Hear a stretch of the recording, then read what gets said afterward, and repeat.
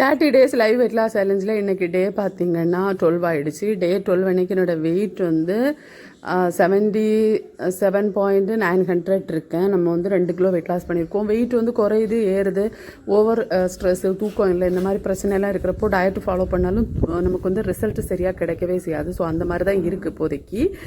காலையில் எழும்பி weight check பண்ணி முடிச்சுட்டு தண்ணி குடிச்சிட்டு அதுக்கப்புறம் வந்து நெல்லிக்காய் ஜூஸ் இப்போதைக்கு இங்கே இல்லை, அதனால் டீ எடுத்துருந்தேன். டீ வந்து இனிப்பு இல்லாமல் காலையில் ஒரு டீ, சாயங்காலம் ஒரு டீ, இந்த மாதிரி 2 டீ இப்போதைக்கு எடுத்துகிட்டு இருக்கேன். டீ குடிக்கலைன்னா எனக்கு அந்த நாள் இப்போ இருக்கிற ஸ்ட்ரெஸ்ஸுக்கு வந்து டீ குடிக்கலைன்னா அந்த நாளே எனக்கு ஓடாது. காலை உணவுக்கு இன்றைக்கி வந்து ஒரு கொய்யாவும் அப்புறம் வந்து ஒரு முட்டை வேக வச்சதையும் எடுத்திருந்தேன். கொய்யா வந்து இந்த பெரிய சைஸ் கொய்யா இருக்கு இல்லையா, அதுதான் எடுத்திருந்தேன். சாப்பிட்டு முடிச்சதுக்கப்புறம் வந்து என்னோடய பெரிய பொண்ணு, சின்ன பொண்ணு வந்து குளத்தை பார்க்கணும் அப்படின்னு சொன்னேன். இது வந்து பாறை குளம். இது நாங்கள் முன்னாடி குளிச்சு அந்த மாதிரி இருந்த ஒரு பெரிய குளம்.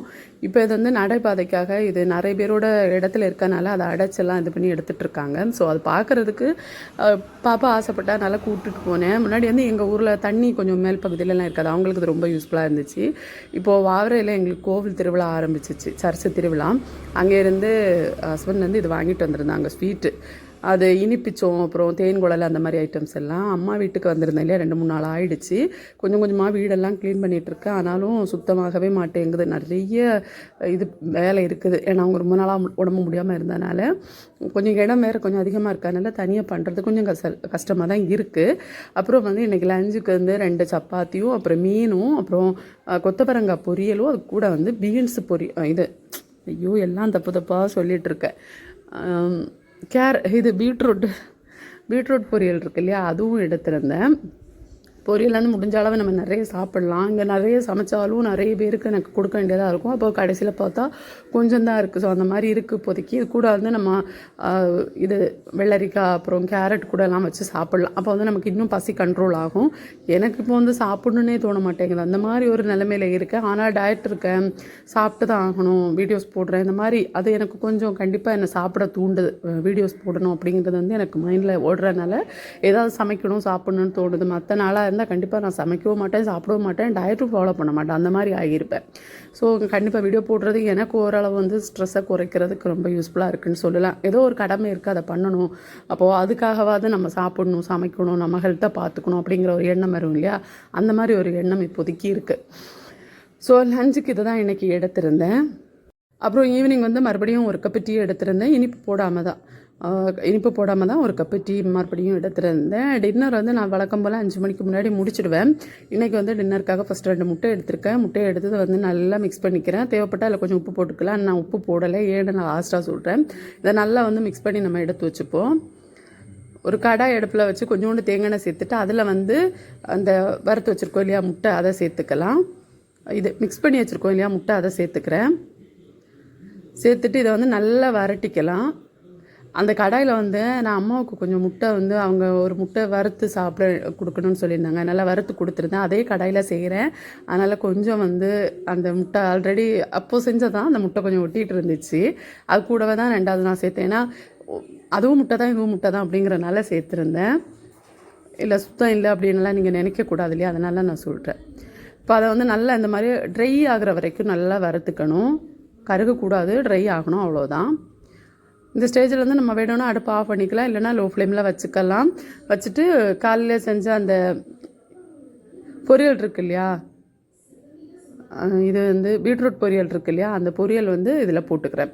என்ன பொரியல் வேணால் சேர்த்துக்கலாம், பீட்ரூட் தான் கிடையாது. நீங்கள் லஞ்சுக்கு வந்து வச்சா என்ன பொரியல், கொத்தவரங்காய் பொரியல் சேர்த்துக்கலாம், இல்லை வேறு ஏதாவது பொரியல் செஞ்சுருப்பீங்க இல்லையா, அந்த என்ன பொரியல் வேணால் அதில் சேர்த்துக்கலாம். சேர்த்துட்டு இதை வந்து நல்லா கலந்து கொடுத்துக்கிறேன். அவ்வளோதான். இதை நல்லா மிக்ஸ் பண்ணிவிட்டு கொஞ்சம் நேரம் மூடி போட்டுட்டு அதுக்கப்புறமா இதை எடுத்து சாப்பிட்டோன்னா நம்மளோட டின்னர் ரெடி.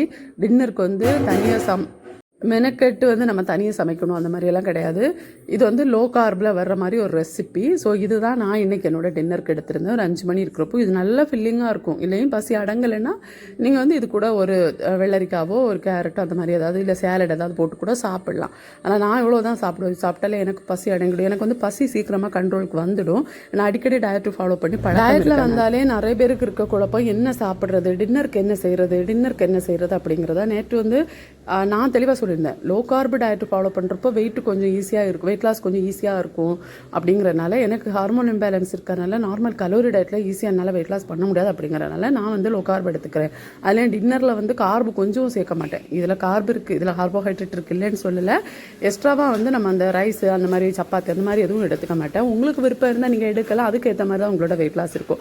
கமெண்ட்ஸில் நிறைய பேர் கேட்டிருந்தாங்க, கோதுமை உப்புமா சாப்பிடலாமா, சப்பாத்தி சாப்பிடலாமா அப்படின்ட்டு. சாப்பிடக்கூடாதுன்னெல்லாம் கிடையாது, அது சாப்பிடலாம். சாப்பிட்டு வந்து நீங்கள் ஒர்க் அவுட்டும் பண்ணால் உங்களுக்கு கண்டிப்பாக ரிசல்ட் கிடைக்கும்.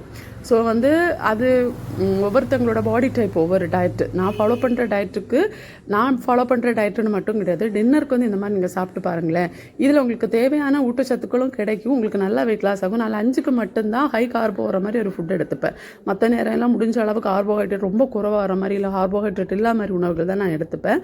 அப்போ தான் எனக்கு வெயிட் லாஸ் ஆகும். ஏன்னா எனக்கு ஹார்மோன் பேலன்ஸ் இருக்குது அப்படிங்கிறதுனால நார்மலாக என்னால் வெயிட் லாஸ் பண்ண முடியலை. அதனால் நான் இந்த மாதிரி ஒரு டயட் பிளான் போட்டு எனக்கு ஏற்ற மாதிரி ஃபாலோ பண்ணிட்டுருக்கேன். நான் 1200 கலோரி டயட்டில் தான் இப்போ வரைக்கும் இருக்கேன். ஸோ என்னோடய ஃபுட் அதுக்கேற்ற மாதிரி நான் சேஞ்ச் பண்ணி எடுத்துப்பேன். அவ்வளோதான். இந்த வீடியோவில் உங்களுக்கு ஏதாவது உங்களுக்கு கண்டிப்பாக யூஸ்ஃபுல்லாக இருக்குன்னு நினைக்கிறேன். உங்களுக்கு ஏதாவது டவுட் இருக்குன்னா கமெண்ட்ஸில் கேளுங்க, நான் ரிப்ளை பண்ணுறேன். அப்புறம் வந்து ஒர்க் அவுட் பண்ணுறீங்களா சிஸ்டர் அப்படின்னு நிறைய பேர் கேட்டிருந்தீங்க. இன்னும் ஒர்க் அவுட் ஸ்டார்ட் பண்ணலை, வாக்கிங் பண்ணிகிட்ருக்கேன். அம்மா வீட்டில் வந்ததுலேருந்து வாக்கிங் பண்ணுறதுக்கு வசதி இருக்குது, வாக்கிங் பண்ணுறேன். மற்றபடி ஒர்க் அவுட் இன்னும் பண்ணலை, வாக்கிங் மட்டும் ஒரு 1/2 மணி நேரம் பண்ணிகிட்ருக்கேன். அது உங்களுக்கு நான் அப்புறமா ஷேர் பண்ணுறேன். ஓகேவா? அடுத்த வீடியோவில் சந்திக்கலாம். பாய் ஃப்ரெண்ட்ஸ், தேங்க்ஸ் ஃபார் வாட்சிங்.